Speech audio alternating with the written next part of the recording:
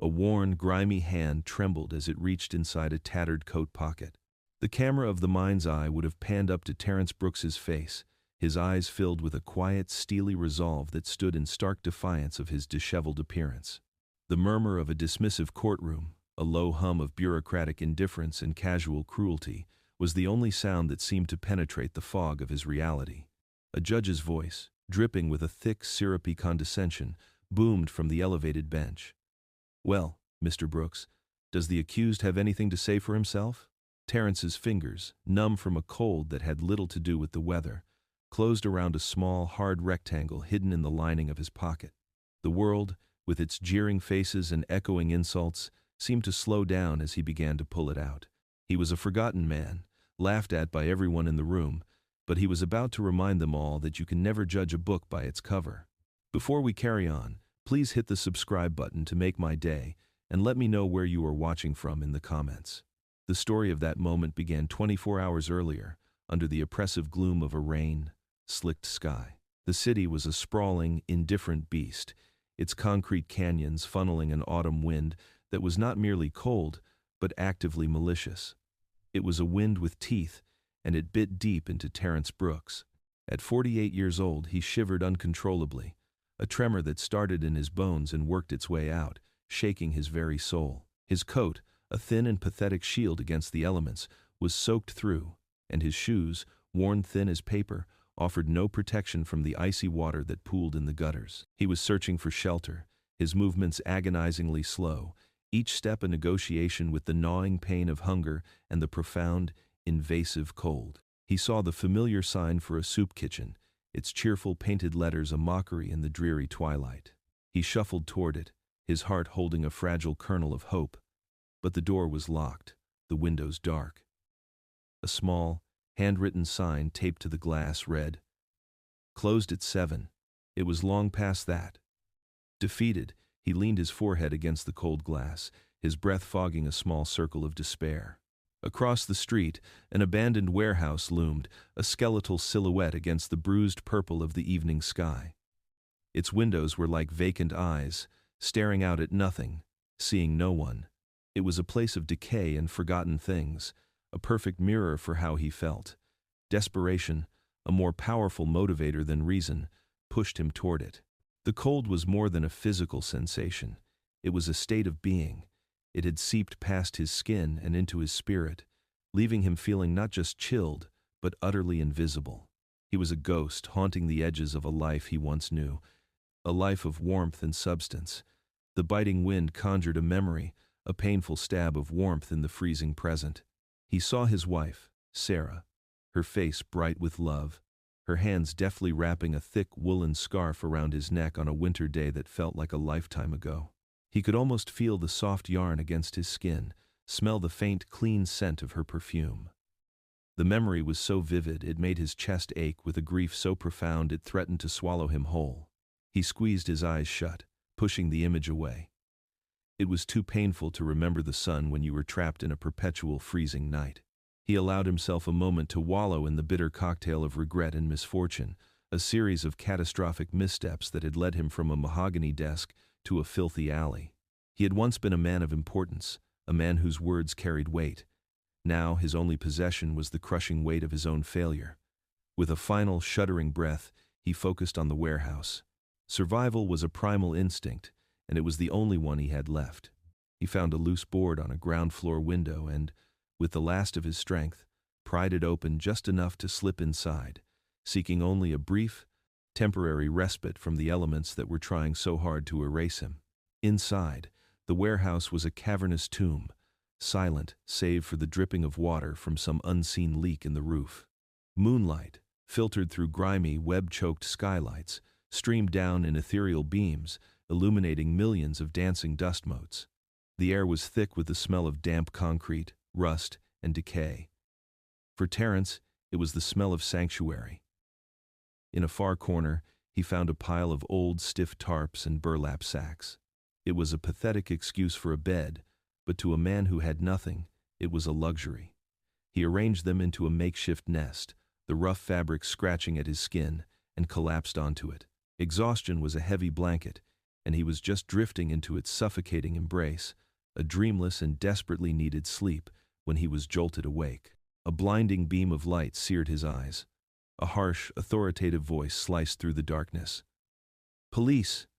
Don't move!" 2 officers stood over him, their figures silhouetted against the powerful flashlight beam. Their expressions, when he could finally make them out, were a familiar, weary mixture of annoyance and disgust. They saw him not as a man, but as a piece of human refuse to be swept away. "Look what we have here," the first officer said, his voice laced with contempt. "Another vagrant thinking he can set up shop wherever he pleases."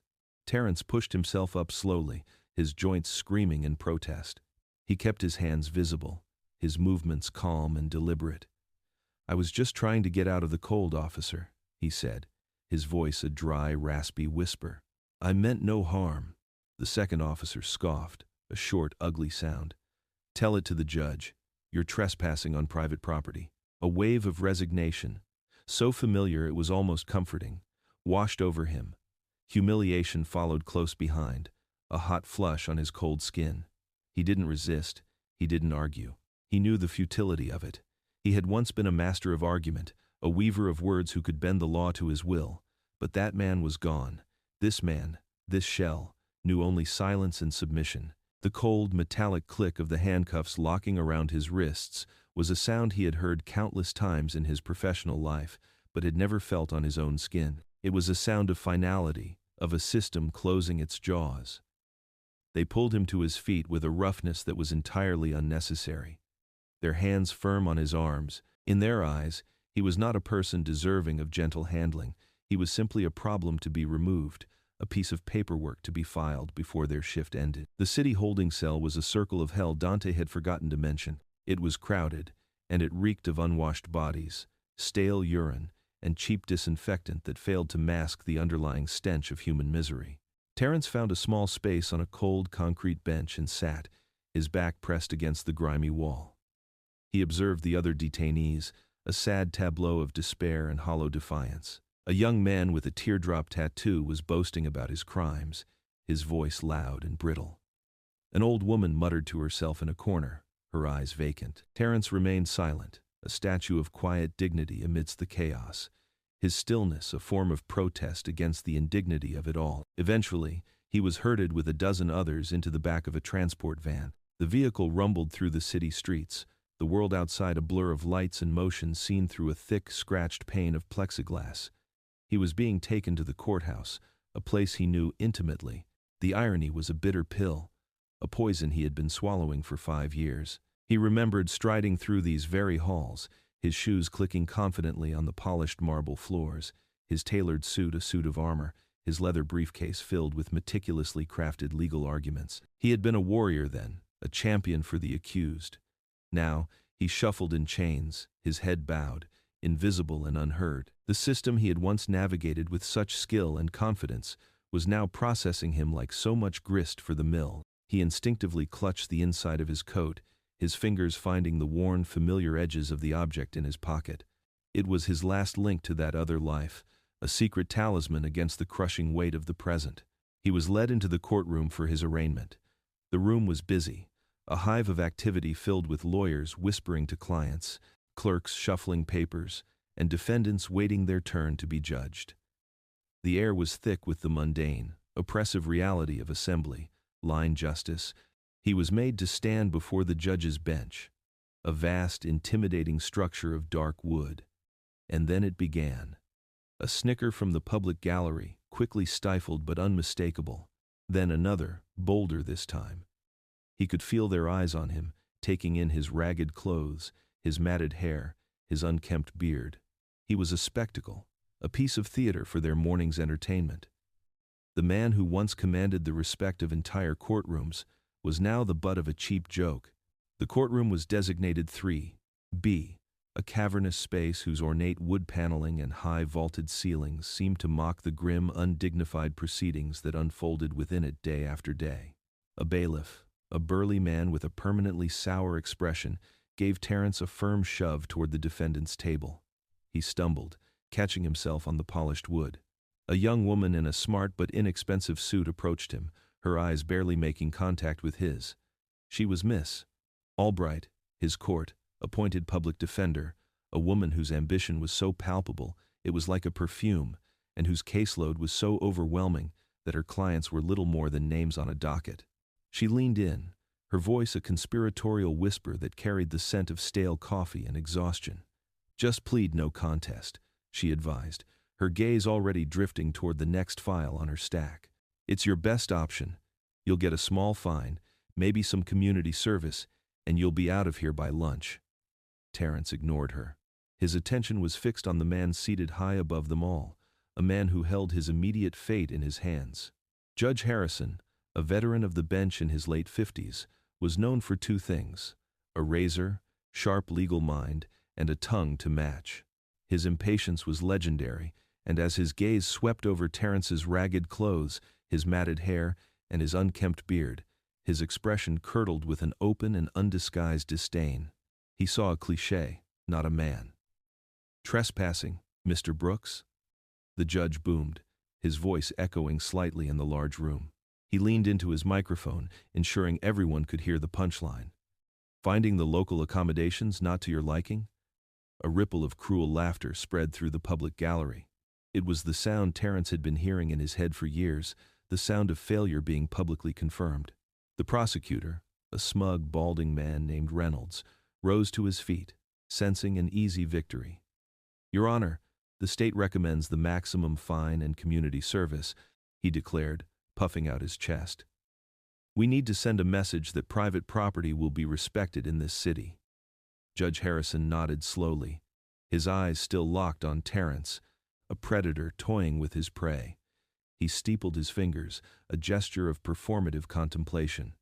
"Well, Mr. Brooks," he said, the condescension in his voice thick enough to cut with a knife.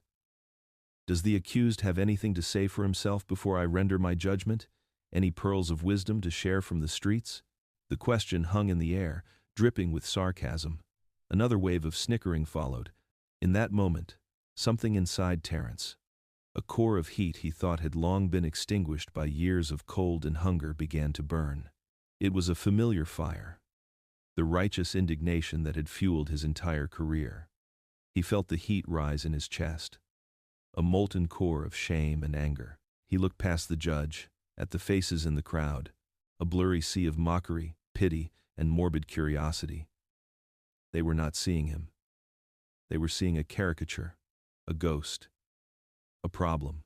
He then looked back at the judge, a man who wielded the immense power of the law with such careless, casual cruelty. And in that instant, Terrence Brooks made a decision. The shuffling, broken man who had been shoved into the courtroom seemed to recede, replaced by someone else entirely. His shoulders straightened, his chin lifted. The slump of defeat was gone, replaced by a posture of quiet, unshakable authority. He slowly, deliberately, reached a hand inside his tattered coat. The movement was electric.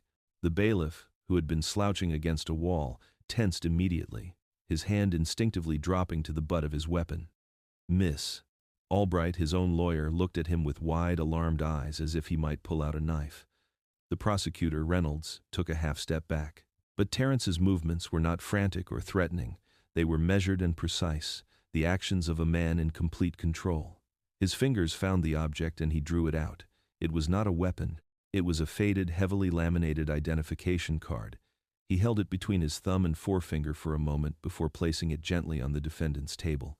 The plastic was cracked and the photo was yellowed with age, but the details were still clear. It was a Harvard University ID. The picture showed a younger, smiling Terrence, his hair neatly cut, his eyes bright with intelligence and ambition, wearing a crisp suit and tie.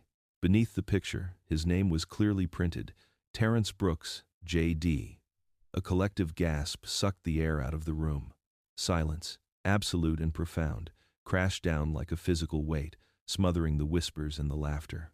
The smirks were frozen on people's faces, their amusement turning to slack, jawed disbelief. The atmosphere in courtroom 3B shifted in a heartbeat, the cheap circus transforming into a silent cathedral. The prosecutor's jaw was hanging open. Miss Albright stared at the ID, then at Terrence, her mouth forming a perfect, silent O. High on his bench, Judge Harrison leaned forward, his face a mask of utter bewilderment. He snatched his reading glasses from his nose, as if they were deceiving him, his eyes narrowing as he tried to get a closer look at the man who stood before him. Then, Terrence spoke. His voice, when it came, was unrecognizable from the raspy whisper he had used before. It was clear, resonant, and carried the unmistakable timbre of command, a voice honed by years of commanding the attention of juries and judges. "With all due respect, Your Honor," he began, his words slicing through the stillness, "I do have something to say. My name is Terrence Brooks. I graduated magna cum laude from Harvard Law School, class of 1998. I was a member of the Massachusetts and this state's bar for 15 years. I was a partner at the firm of Sterling, Finch, and Associates." He paused, letting the weight of his words settle into the stunned silence. "So, yes," he continued, his gaze unwavering as he met the judge's shocked stare, "I have a great deal to say about the law, especially about the presumption of innocence and the right to basic human dignity, which seems to be in short supply in this courtroom today." He let the ID card lie on the table. He didn't need it anymore. The words were his proof now. With an immense, almost inhuman control, he began to briefly outline the story of his fall, his voice steady, devoid of self, pity, or theatrics. "I had a life, Your Honor. A career. I had a wife, Sarah. She was my everything." As he spoke her name, a flicker of pain crossed his face, the only crack in his stoic facade. 5 years ago, she was killed by a drunk driver. After that, he took a slow breath. The center of my world fell out. The law, which I had dedicated my life to, became a collection of meaningless words on a page. I lost a major case. My focus was gone. My grief was a sickness, a cancer on my soul, and it cost me my clients, my partners, my firm, and eventually, my home. As he spoke, the memories were no longer a hazy fog of grief but sharp, clear images flashing through his mind with a newfound purpose. He saw Sarah's smile, so full of life it could light up a room. He felt the familiar comforting weight of his constitutional law textbooks in his hands. He remembered the electric thrill of a courtroom victory, the moment a jury foreman said "not guilty" and an innocent man's life was handed back to him. He wasn't just telling them his story. He was reclaiming it from the wreckage of his past. He was no longer the sum of his failures. He was the man who had survived them. He looked directly at Judge Harrison, his eyes burning with a conviction that had been dormant for half a decade. "I wasn't trespassing, Your Honor. I was surviving. Something the law, in its purest form, is supposed to help people do." Judge Harrison was visibly stunned. The blood had drained from his face, leaving it a pale, waxy color. His usual air of arrogant authority had completely evaporated, replaced by a raw, unguarded shock. He looked from the faded Harvard ID on the table to the man standing before him, and for the first time, he truly saw him. He saw the ghost of the brilliant lawyer from the records, the shadow of the grieving husband, and the reality of the broken man who had somehow held on to a shred of his former self. The judge's hand, which had been resting on a stack of papers, was trembling slightly. He reached for his gavel, his movements clumsy and uncertain. He brought it down with a loud crack that echoed the breaking of the tension in the room. "This court," he said, his voice strained and hoarse, "will take a 15-minute recess." He cleared his throat, his eyes never leaving Terrence. "Mr. Brooks, you will accompany the bailiff to my chambers. Now." The order was a bomb drop in the already silent courtroom. It was a breach of protocol so severe it was almost unheard of. The prosecutor and the public defender exchanged confused, shocked glances, their shared bewilderment a temporary truce in their adversarial relationship. As the bailiff, his own face a picture of confusion, gently touched Terrence's arm to lead him away, the courtroom erupted. The dam of silence broke, and a flood of frantic, excited whispers filled the air. The balance of power, so firmly tilted against Terrence just moments before, had been irrevocably, seismically shifted. He was no longer a defendant, he was a mystery, and everyone in the room was desperate to know the ending. The heavy oak door of the judge's chambers clicked shut, and the sound seemed to absorb all the frantic energy from the hallway, leaving Terrence and Judge Harrison in a sudden, profound silence. The room was a fortress of the life Terrence had lost. It smelled of old paper, rich leather, and freshly brewed coffee. Thousands of leather-bound law books stood sentinel on floor, to ceiling oak shelves, their gold, leaf titles glinting in the soft lamplight. A large, imposing mahogany desk sat before a wide window that offered a panoramic view of the city, a sprawling map of power and influence that Terrence had once known how to navigate. The judge, a man who had been a figure of pure authority just minutes before, now seemed smaller, more human. He gestured with an uncertain hand toward a plush leather chair opposite his desk. It was an offer of parody, a gesture he would never normally extend to a defendant, and one Terrence was not ready to accept. He remained standing, his posture rigid, a silent refusal that hung in the air. Judge Harrison seemed to understand. He let out a slow breath and walked to the window, turning his back on Terrence as he stared out at the city below, gathering his thoughts. The silence stretched, thick with unspoken questions. Finally, the judge spoke, his voice quiet, stripped of its earlier arrogance. "I looked you up," he said, his gaze still fixed on the skyline. "The clerk is running a full search, but the preliminary results are already in. Terrence Brooks, you weren't just a lawyer, you were one of the best defense attorneys in the state. You argued a case before the Supreme Court in 2008. That was a long time ago," Terrence said, his voice flat. The judge turned around, his face etched with a deep, searching curiosity. "What happened, Brooks? Really happened?"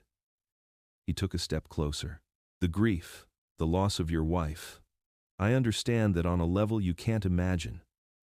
But a man like you, a man who argues before the highest court in the land, doesn't just disappear. You don't just fall. You shatter." The judge's question was a key turning a lock deep inside Terrence, and the present moment dissolved. The scent of old paper and coffee faded, replaced by the smell of expensive cologne and the faint electric hum of a busy office. The judge's chambers melted away, reforming into a sunlit modern office with a floor-to-ceiling window that looked out not just on the city, but on the entire world. It was 10 years ago. Terrence was in his late 30s, a man at the absolute pinnacle of his powers. He was sharp, vibrant, and radiating an energy that seemed to bend the room around him. He wore a tailored charcoal suit that probably cost more than the bailiff in the courtroom made in a week. He was pacing, his movements filled with a passionate, restless fire, as he argued with his senior partner, a man named Arthur Sterling. "Terry, it's a lost cause," Arthur said, his voice a low rumble of pragmatism. He sat behind his own massive desk, a portrait of corporate stability. The evidence is stacked against the kid. Eyewitnesses, a partial print, no alibi. Taking this on pro bono is career suicide. It makes the firm look weak.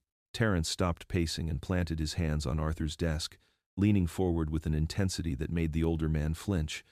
"The evidence is circumstantial, and you know it," he countered, his voice ringing with conviction.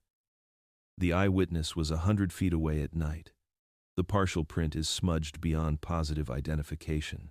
The kid David has no priors, not even a parking ticket. He's being railroaded because he's a poor black kid from the wrong side of town who fits a vague description. If we don't fight for him, who will? Isn't this why we became lawyers in the first place?" His life then was a symphony of success and love. That evening, he left the office, the argument with Arthur still buzzing in his mind, and went home. Not to a cold alley or a crowded cell, but to a beautiful brownstone filled with warmth, art, and the scent of roasting chicken. Sarah was in the kitchen, a smudge of flour on her cheek, her smile the anchor of his entire world. She was a curator at a local art gallery, and their home was a testament to her impeccable taste and his own success. He came up behind her, wrapping his arms around her waist and resting his chin on her shoulder. "Tough day?" she asked, leaning back into him. "Arthur thinks I'm insane," he murmured into her hair. "He thinks I'm going to tank the firm's reputation for a case we can't win."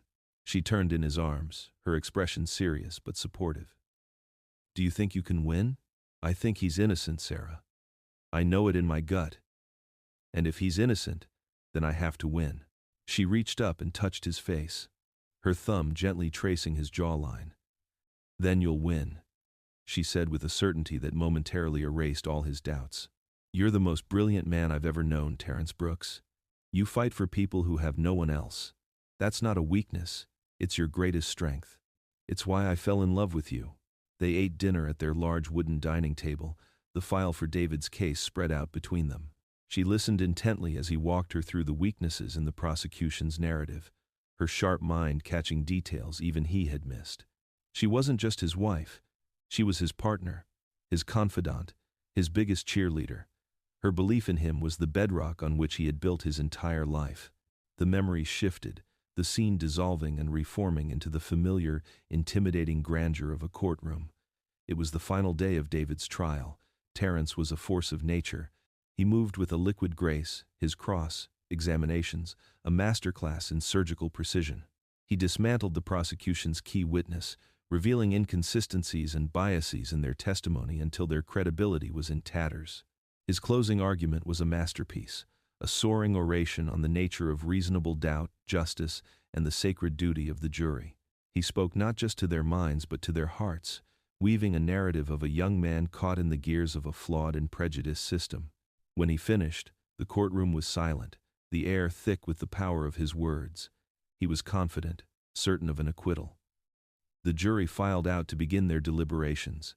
Terrence felt a surge of triumph. He had done it. He had fought the unwinnable fight and was about to claim victory. He pulled out his phone and called the one person he wanted to share it with. "How did it go?" Sarah's voice was bright with anticipation. "I think we got it," he said, a wide grin spreading across his face. "The closing went perfectly. I think they're coming back with a not guilty. I'll be home late, but I'll be home to celebrate." "I'm so proud of you," she said, and he could hear the smile in her voice.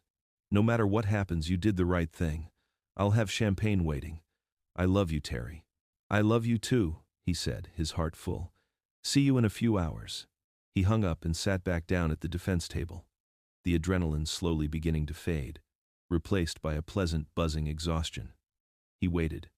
An hour passed, then two. The courthouse began to empty out, the afternoon light fading outside the tall arched windows. He was just starting to get restless when his phone rang again. He glanced at the screen, expecting it to be Sarah, but it was an unknown number. He answered, a slight annoyance in his voice. "This is Terrence Brooks."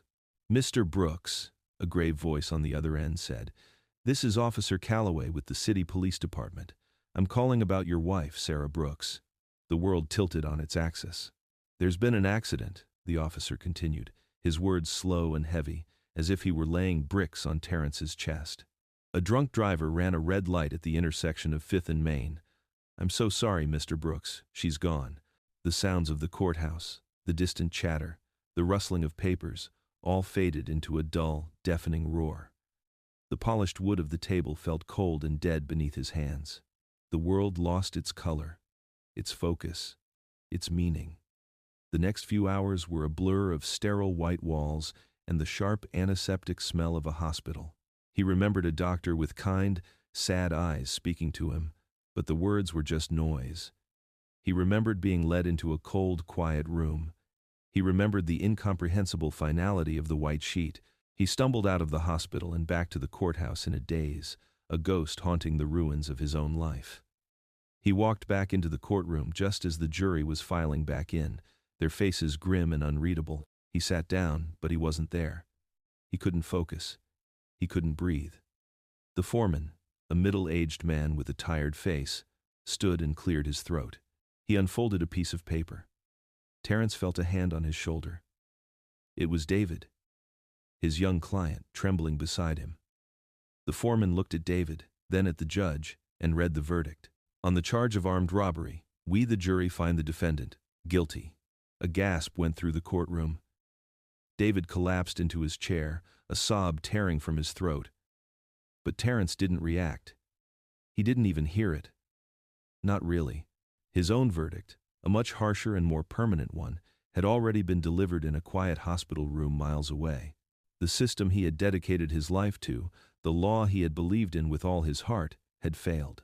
It had failed an innocent boy, and it had failed to protect the one person who mattered more to him than life itself.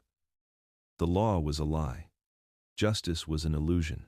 And in that moment, Terrence Brooks, the brilliant lawyer, the loving husband, the man who had everything, ceased to exist. The memory shattered, leaving Terrence standing in the judge's chambers, adrift in the quiet aftermath. He was visibly shaken, the ghost of his past life clinging to him like a shroud, its cold fingers wrapped tight around his heart. The pain was no longer a dull, chronic ache, but a raw, open wound that the flashback had torn open anew. Judge Harrison was quiet, his expression completely transformed. The judicial arrogance, the impatience, the casual cruelty, all of it was gone, stripped away to reveal the man beneath the black robe. His face was softened with a sorrow that was not pity, but a deep, unsettling empathy, the look of a man recognizing a fellow survivor from a forgotten war. Terrence finally broke the silence, his voice thick with an emotion he had suppressed for 5 long years, the words feeling like shards of glass in his throat. "I lost him," he said, the confession tasting like ash in his mouth. "I lost the case. And after I lost her," his voice cracked on the word her, the sound fragile and broken in the opulent room. I just couldn't see the point anymore. The system, the very structure of justice I had believed in with every fiber of my being, had failed me on every conceivable level. It failed an innocent boy, and it let the man who killed my wife, the center of my entire universe, walk away with a fine and a temporary license suspension. So I walked away from it. Or maybe I just disintegrated. There was nothing left of me to walk away. Judge Harrison didn't respond immediately. He let the confession hang in the air, giving it the weight and respect it deserved. He walked slowly back to his desk but didn't sit. He leaned against it, crossing his arms, his gaze distant as if looking into his own past. After a long, heavy pause, he spoke, his voice low and gravelly. "I lost my son," he said, the words simple, direct, and devastating. "Cancer." He was 12 years old. For a year, maybe more, I was a ghost on my own bench. I came to this room, I put on this robe, I signed orders, I passed sentences, but I wasn't here. My body was going through the motions, but my soul was in a hospital room that didn't exist anymore. My colleagues would talk to me, and I would nod, but I couldn't hear the words. I just heard the beeping of the machines. I would look at the defendants, and I wouldn't see them. I would see him, getting smaller and smaller. He looked at Terrence, and for the first time, their eyes met not as judge and defendant, but as 2 men bound by the common, terrible language of loss. I didn't walk away, Brooks. I didn't have the courage for that. I just kept showing up, a hollow man in a black robe, but a part of me, the part that mattered, the part that believed in fairness and order in the universe, it died with him. Some people, they find their way back from that place on their own. Some of us, he paused, his eyes holding Terrence's, we need a map. The confession created a bridge across the chasm that had separated them. The judge was no longer a figure of abstract authority. He was a fellow traveler in the desolate landscape of grief. He saw in Terrence not a vagrant, but a reflection of his own darkest year, a man who had simply chosen a different path away from the pain. Pushing himself off the desk, Judge Harrison walked over to a filing cabinet, his movements now imbued with a new sense of purpose. He pulled open a drawer, the metal screeching softly in the quiet room, and retrieved a single, thin file. He held it as he walked back to his desk, his steps sure and steady. "I'm launching a new pilot program," he began, his tone shifting from personal to professional, yet retaining the newfound warmth. "A legal aid clinic, run right here out of this courthouse. It's for homeless and indigent defendants, people who fall through the cracks, people the system is designed to ignore because they don't have a voice, they don't have an address, they don't have a dollar to their name. People like, well," he looked at Terrence pointedly, "people like the man I saw in my courtroom today. It's a shoestring operation.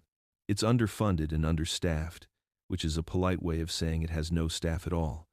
Just a budget for a desk and a phone line." He paused, placing the file on the polished mahogany.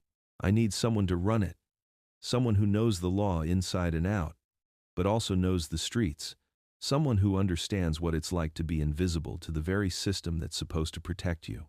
Terrence stared at him, the words taking a long moment to register. The offer was so outlandish, so completely outside the realm of possibility, that he felt a dizzying sense of unreality. "You want me?" he asked, his voice a hoarse whisper of disbelief. "You want a homeless man, a man you were ready to fine for the crime of trying to stay warm, to run a legal clinic?" The absurdity of it was a bitter laugh trying to escape his throat. Judge Harrison's expression was firm, his gaze unwavering. "I don't want the homeless man," he corrected, his voice sharp with conviction. "I want the man who argued before the Supreme Court. I want the man who believed in his client so much he was willing to risk his career and his firm's reputation. I want the lawyer who graduated magna cum laude from Harvard." He leaned forward, his hands flat on the desk, the gesture grounding his words in undeniable reality. "I'm dismissing your trespassing charge, effective immediately. The job is yours, if you want it. It won't pay much, not at first. But we can arrange for a room at a clean, secure residential hotel downtown to start.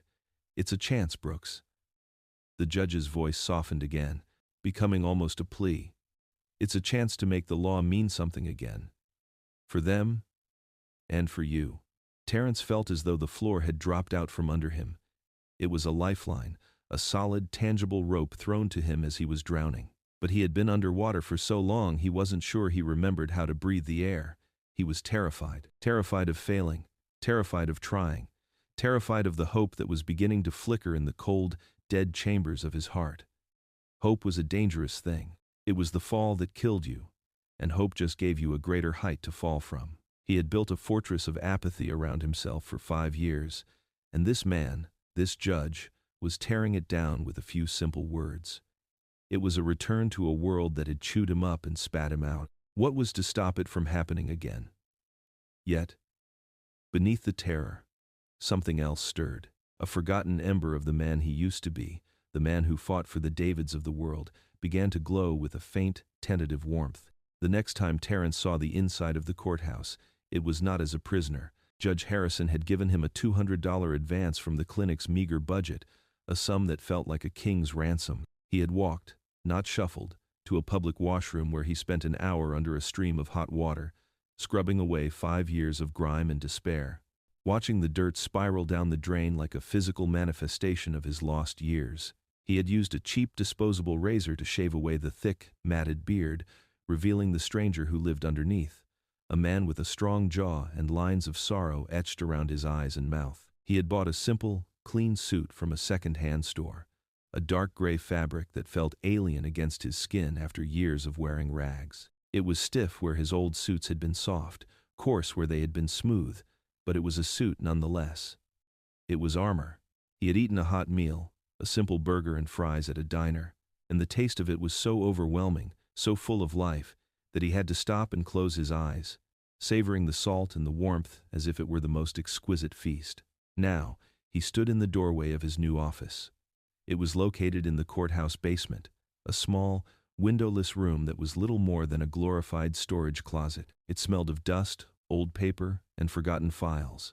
A single battered metal desk and a black rotary phone sat in the center of the room, looking lonely and out of place. This was his new kingdom. He looked like a different person, but he felt like a fraud, an imposter playing the part of Terrence Brooks, attorney at law. He ran a hand over the dusty surface of the desk, leaving a clean streak in the thick gray layer. The fear was a physical thing, a cold knot in his stomach. "Can I do this?" The question echoed in the silent room. The weight of expectation, both from the judge and, more terrifyingly, from himself, was a crushing pressure. He looked down at his hands. They were clean for the first time in years, the nails trimmed, the calluses softened. He flexed his fingers, wondering if they could still dance across a legal pad, if they could still find the single thread that could unravel a prosecutor's entire case. He felt the ghost of Sarah beside him, a warm presence at his shoulder. He could almost hear her voice, a gentle, encouraging whisper in his ear. Asterisk. "You can do this, Terry. This is who you are. This is the man I love." Asterisk. The sound of footsteps in the hallway pulled him from his thoughts. Judge Harrison appeared in the doorway, holding a thin manila folder. He surveyed the small, dusty room and then looked at Terrence, a flicker of something, perhaps pride, in his eyes. He didn't comment on the Spartan surroundings. He simply stepped inside and held out the file. "Your first client," the judge said, his voice all business. Terrence took the file. His hand was surprisingly steady. The folder felt both foreign and deeply, achingly familiar. He opened it. The name on the top sheet read, Maria Reyes. The paper was a standard intake form, filled with boilerplate legal language and checkboxes.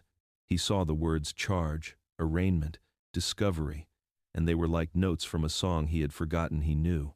Petty theft, Judge Harrison explained, his voice softening slightly as he saw the look on Terrence's face, the look of a craftsman touching his tools for the first time in an age.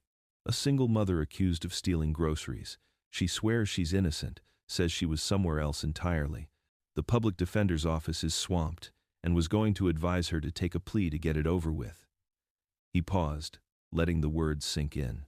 He looked from the file back to Terrence, a knowing, challenging glint in his eye. Sounds familiar, doesn't it? The question hung in the air, a perfect crystalline link between the man he had been and the man he was trying to become. It was a test and a gift, a burden and a blessing.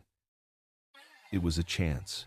Terrence looked down at the name on the file, Maria Reyes, and for the first time in 5 years, he felt the faint, unmistakable stirrings of a purpose. It wasn't the roaring fire of his old ambition, but it was something. It was a start. It was a start. Terrence held the manila folder for Maria Reyes in his hands, the thin cardboard feeling as weighty as a stone tablet. He spent the first hour in his dusty basement office simply reading and rereading the 2 pages of the initial police report and the single dismissive paragraph from the public defender's intake form, petty theft. 1 carton of milk, a loaf of bread, a jar of peanut butter, and a small package of diapers. Total value, $26.41. The evidence was a single eyewitness, the store owner, who had identified Maria from a photo lineup. It was the kind of case that was processed, not tried. A plea bargain was inevitable, a small stain on a life already full of them. The client meeting room was a small, airless cube with a scuffed table and 2 mismatched plastic chairs. Maria Reyes was already there when Terrence walked in. She was young, maybe early 20s, with dark, tired eyes and a tension in her shoulders that made her look like she was perpetually bracing for a blow. She clutched a worn handbag in her lap, her knuckles white. She looked at the suit he wore, a suit that was clean but hung on his frame with the awkwardness of a costume, and her eyes were filled with a deep, weary suspicion. "You're my lawyer?" she asked, her voice flat, devoid of hope. "They just pulled you out of the basement." The words weren't an insult, just a statement of fact. Terrence pulled out the chair opposite her and sat down, placing the file on the table between them but not opening it. He met her gaze directly, and in her eyes, he saw the ghosts of 100 clients from his past, the ones the system was designed to chew up and spit out without a second thought. He felt a pang of recognition that went deeper than law, a shared understanding of what it felt like to be invisible. "I am," he said, his voice quiet and even. "My name is Terrence Brooks, and I'm here to help you." "Tell me what happened." "Everything. Not just what the police report says. What you say." She scoffed, a small, bitter sound. "Why? You've already read the file. You think I did it. Everyone does. You're just here to tell me to plead guilty so you can go to lunch." The words were a direct echo of Miss Albright's advice to him, a lifetime ago in courtroom 3B. The irony was not lost on him. "I haven't decided what I think," Terrence replied, his voice gentle but firm. "Because I haven't heard your side of the story yet. That's the only side I'm interested in right now. So please, tell me." Something in his tone, the absence of judgment, the patient focus in his eyes, seemed to disarm her. The rigid set of her shoulders softened almost imperceptibly. She looked down at her hands, then back up at him, and for the first time, he saw a flicker of something other than defiance in her expression. It was fear. "I didn't do it," she whispered, the words barely audible. "I wasn't even there. I was at a job interview. Across town. For a receptionist position at a dental office. It was my 3rd interview with them. I really thought I was going to get it." Her voice broke, and a single tear traced a path down her cheek. She wiped it away angrily, as if furious at her own weakness. "I have a son. He's 2. I can't have this on my record. I'll never get a decent job.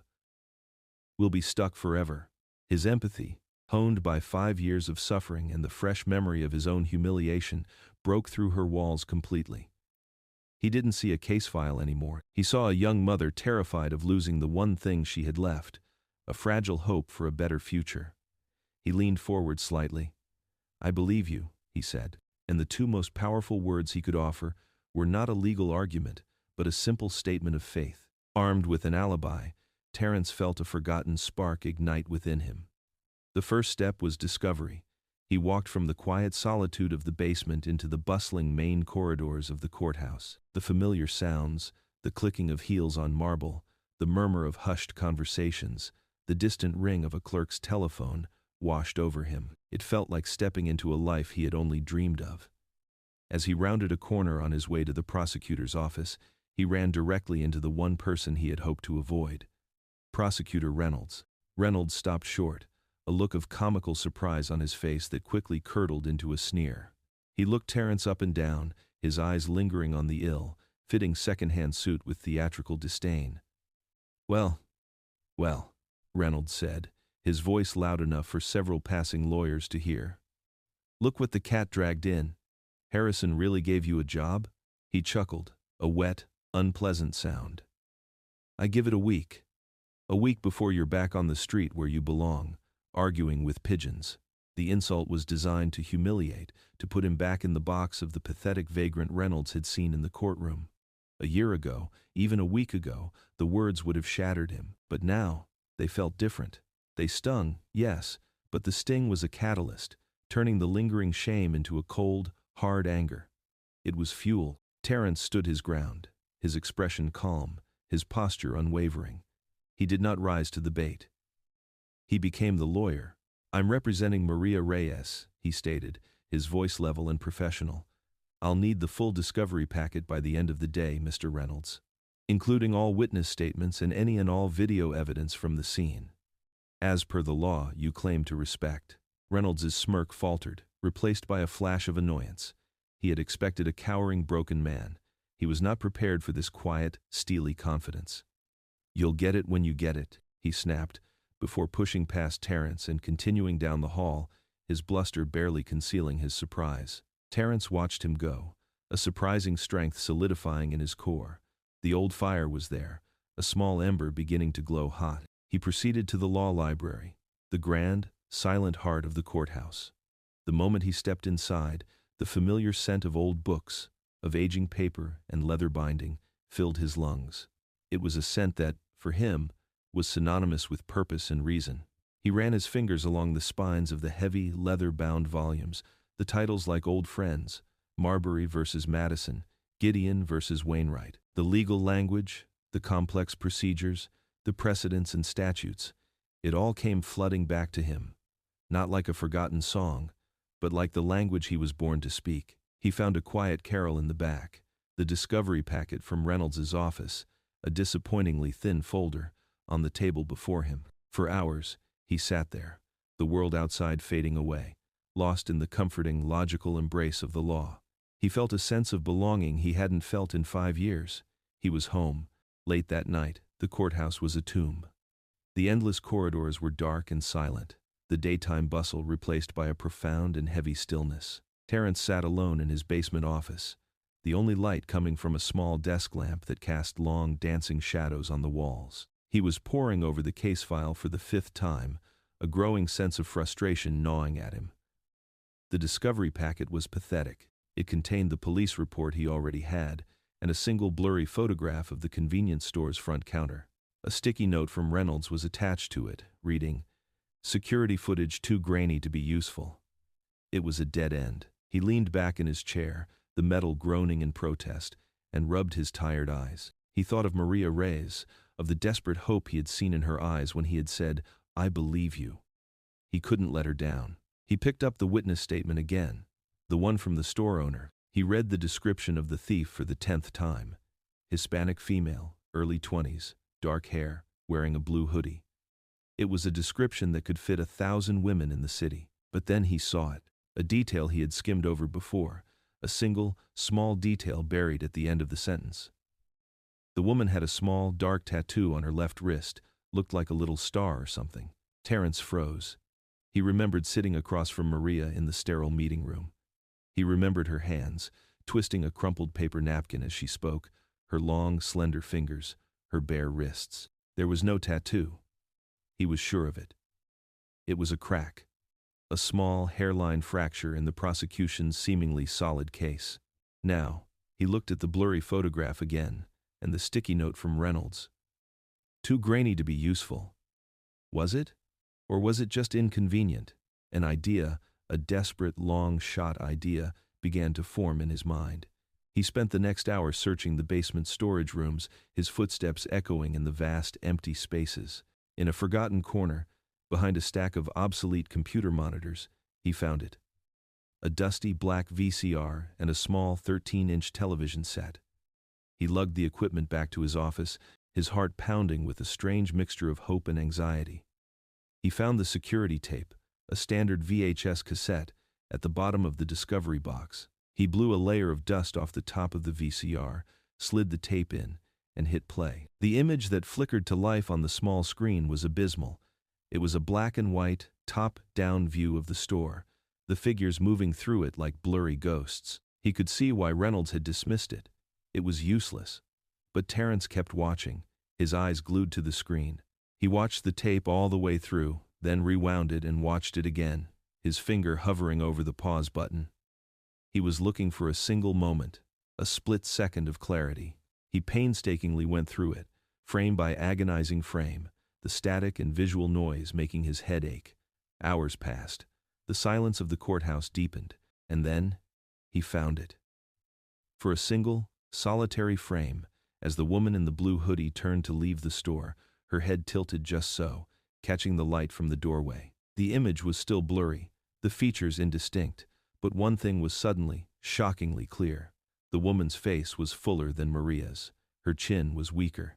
It was not Maria Reyes. A jolt of pure, unadulterated adrenaline shot through him, a feeling so intense it almost made him gasp.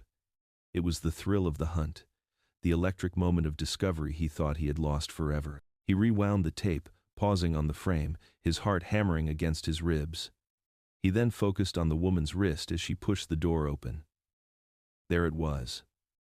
A dark smudge. The tattoo. He took a picture of the paused screen with the cheap, prepaid phone Judge Harrison had given him. The quality was terrible, but it was something. He spent another hour on a public computer in the library, using a free online photo editor to sharpen the image, to increase the contrast, to fight with the pixels until the smudge began to take a recognizable shape. It was a crudely drawn, 5-pointed star. He then ran the image of the face and the tattoo through a public database of local police bulletins and social media profiles, a search that felt like looking for a single grain of sand on a vast beach. But after another hour, he got a hit, a recent arrest for shoplifting, a woman named Rosa Jimenez. Her booking photo showed a woman with a fuller face, a weaker chin, and on her public social media page, a photo of her at a party, her left hand raised in the air, a small, dark 5-pointed star clearly visible on her wrist. He had it. He had the proof. He leaned back in his chair, the dark, dusty basement office feeling like the grandest office in the world. It wasn't just about winning. It was about justice. It was about the truth. He looked at the evidence arrayed on his desk, the blurry photos, the screenshots, the irrefutable proof that would set an innocent woman free. And in the deep, profound silence of the sleeping courthouse, Terrence Brooks felt something he had not felt in 5 years. He felt alive. The day of Maria's hearing arrived with a palpable buzz that filled the corridors of the courthouse. The story of the Harvard hobo had spread like wildfire, a piece of courthouse lore that was too good to be true. Courtroom 3B, the very stage of Terrence's deepest humiliation, was now packed. The usual bored faces were replaced with expressions of keen, almost predatory curiosity. They had come for the second act of the circus. Terrence stood at the defense table, a man transformed. He wore a simple, dark charcoal suit, a gift from Judge Harrison, that fit him perfectly. It was not the armor of his past life, but the uniform of his new one. He was calm, his papers arranged before him in a neat, orderly stack. He was prepared. Across the aisle, Prosecutor Reynolds oozed a toxic confidence. He saw the crowd, and he preened for them, believing they were there to see him put the celebrity vagrant in his place. Reynolds rose, addressing the bench with a theatrical flourish. Your Honor, this is an open and shut case, he began, his voice dripping with condescension as he glanced at Terrence. We have a positive eyewitness identification from the store owner. The defendant is a desperate woman with a motive. The state rests on the strength of that identification. Judge Harrison looked at Reynolds, then at Terrence, his face an unreadable mask. Mr. Brooks? Terrence rose slowly, the quiet dignity of his movement commanding the room's attention more effectively than any shout could have. The whispers in the gallery died instantly. Your Honor, he began, his voice clear and steady, the defense has new evidence to present, evidence that the prosecution either missed or chose to ignore. A murmur went through the crowd. Reynolds scoffed audibly. New evidence? What new evidence could there possibly be? First, Terrence said, ignoring him completely and addressing the judge, the defense would like to submit this sworn affidavit from one Miss Warnath, Eleanor Vance, the office manager at the dental practice of Doctors Albright and Finch. It confirms that my client, Miss Maria Reyes, was in their office for a job interview at precisely the time the theft occurred, an alibi that the prosecution never bothered to verify. He placed the document on the clerk's desk. Judge Harrison read the copy that was handed to him, his eyebrows rising slightly. Reynolds's smug expression began to falter.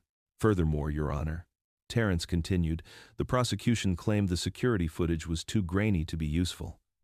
We disagree. He gestured to the small television and VCR he had set up on a cart. With the court's permission. Judge Harrison nodded. Proceed. Terrence pressed play. The grainy black and white footage filled the small screen. He let it play for a moment, showing the blurry figure in the hoodie moving through the store. Then, he paused it. This is the footage the prosecution reviewed, he said, and they are correct. It is of poor quality. However, if you advance it frame by frame, he began to do so, the images ticking by slowly, you find a single moment of clarity. He stopped on the frame he had found in the dead of night. There, as the perpetrator turns to exit the store. He walked to the screen, pointing. Even in this poor quality, it is clear that the facial structure is not a match for my client. The face is rounder, the jawline less defined. He then produced two photographs. One was Maria's booking photo, the other was the enhanced image from the security footage. He placed them side by side on an evidence board. The difference, once pointed out, was undeniable. Reynolds was on his feet. Objection. This is hardly conclusive proof. It's a blurry photo. I'm not finished, Mr. Reynolds, Terrence said calmly. He produced another photo, the one of the thief's wrist, the crude star tattoo now clearly visible thanks to his enhancement. The store owner's original statement mentioned a star tattoo on the thief's left wrist. My client, as you can see, he gestured to Maria, who held up her bare wrist, has no such tattoo. However, he placed a final picture on the board, the social media photo of Rosa Jimenez, her hand raised, the same five-pointed star clearly visible on her wrist, next to her booking photo. A woman named Rosa Jimenez, who has 2 prior convictions for shoplifting and bears a striking resemblance to the person in the security footage, does. The case against Maria Reyes didn't just collapse, it evaporated into thin air. The courtroom was utterly silent for a moment, and then a wave of shocked whispers swept through the gallery. Reynolds stood speechless, his face a blotchy canvas of crimson and pale white. He looked from the evidence board to Terrence, his mouth opening and closing like a fish. Judge Harrison stared at the board, his expression grim. He then looked at Reynolds, and the disappointment in his eyes was so profound it was like a physical blow. Finally, his gaze shifted to Terrence, and the pride in his expression was unmistakable. Mr. Reynolds, the judge said, his voice dangerously quiet. Your office's work on this case was not just negligent, it was an embarrassment to the principles of justice this courthouse is sworn to uphold. You were so eager for a quick conviction that you nearly ruined an innocent woman's life. He brought his gavel down with a sharp, final crack. Case dismissed. Miss Reyes, you are free to go. Tears streamed down Maria's face, tears of pure, unadulterated relief. She threw her arms around Terrence, sobbing into his shoulder. Thank you, she cried, her voice muffled by his suit. Thank you. You believed me. Terrence gently patted her back, a lump forming in his own throat. He looked over her head and met her gaze. "Everyone deserves to be believed," he said softly. The courtroom, once the source of his deepest shame, was now the stage for his redemption. The whispers were no longer of mockery, but of awe. He had not only saved his client, he had reclaimed a piece of himself. As Maria composed herself, gathering her things, Terrence caught Judge Harrison's eye across the room. The judge gave him a subtle, almost imperceptible nod, a silent acknowledgement that was worth more than any public praise. It was a nod of approval, of respect, of a shared understanding. It was the nod of a man who had offered a map and had just watched another man find his way home. A few months later, the legal aid clinic was unrecognizable. The dusty, forgotten storage closet in the basement had been transformed. The walls were painted a clean, bright white. The single battered desk had been joined by two others, along with donated chairs and filing cabinets. Shelves, built by a grateful client with a background in carpentry, lined one wall, filled with donated law books.